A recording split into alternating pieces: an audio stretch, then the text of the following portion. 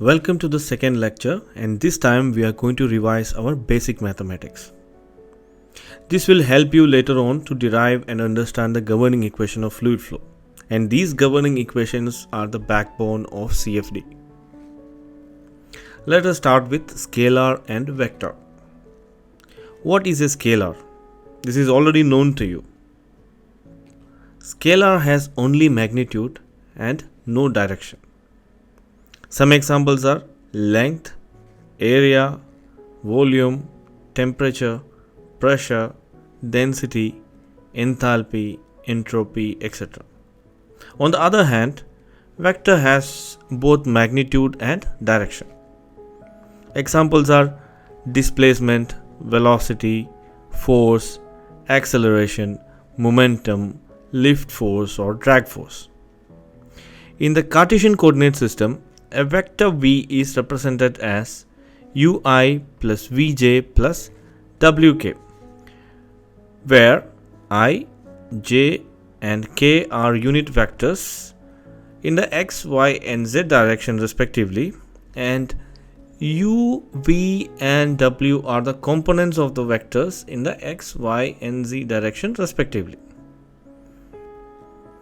You can imagine it as a velocity vector with u, v and w as velocity components in the x, y and z direction. You can also write it in the form of a column vector like this. The magnitude is given by square root of u square plus v square plus w square. The next topic is dot product, or also known as scalar product. A dot b is given as ab cos theta, where theta is the angle between those two vectors. But notice that the result of a dot product is always a scalar. Now let's try to look at geometrically. What does this dot product really mean?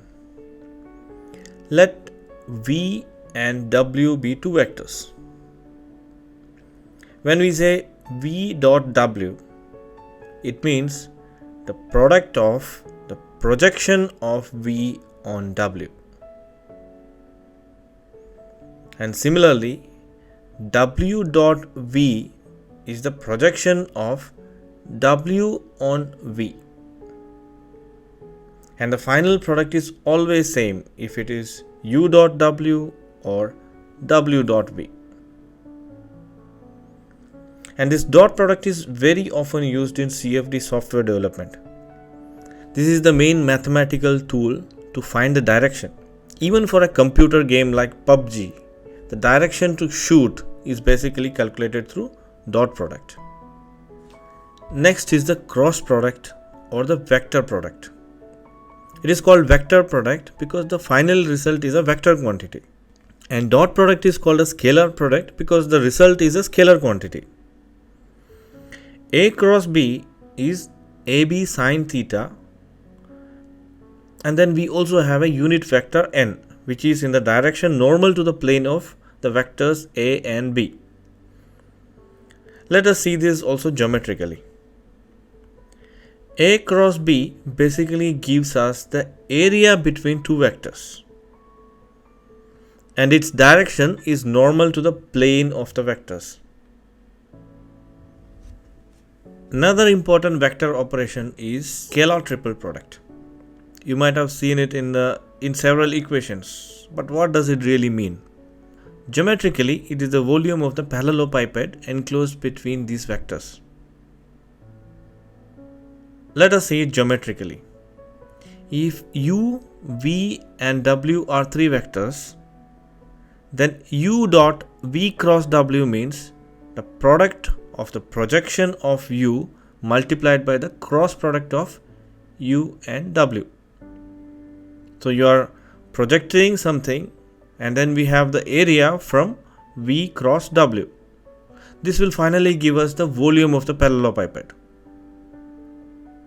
In CFD tools, this operator can be very helpful, especially to determine the volume of a cell, etc.